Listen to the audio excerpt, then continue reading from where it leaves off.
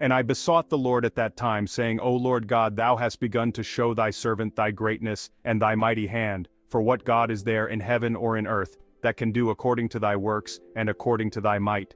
I pray thee, let me go over and see the good land that is beyond Jordan, that goodly mountain and Lebanon.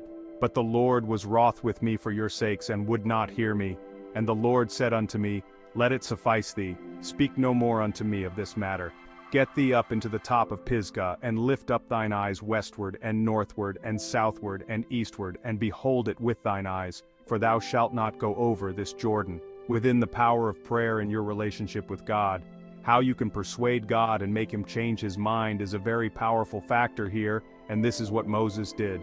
Now remember Moses, he cannot enter the promised land, because after leading the Israelites for years, Moses disobeyed God's command, striking a rock instead of speaking to it to bring forth water.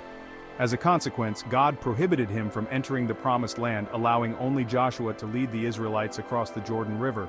But Moses decided to pray so that he could change God's mind. Now notice that Moses sinned like all of us, but despite Moses' sin, he realized that his prayer life can change God's mind.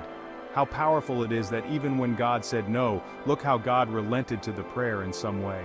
God didn't have to do that with Moses. Moses got to see the promised land even though he didn't go in.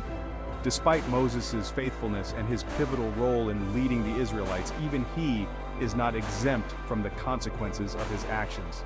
However, God's response also shows a measure of compassion. Though Moses cannot enter the promised land, he is allowed to see it from a distance.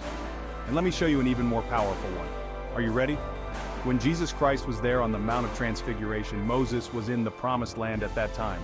Wow, isn't that amazing? If you enjoyed this video, please subscribe to our channel and share it with your friends. Your support helps us create more content like this. Thank you.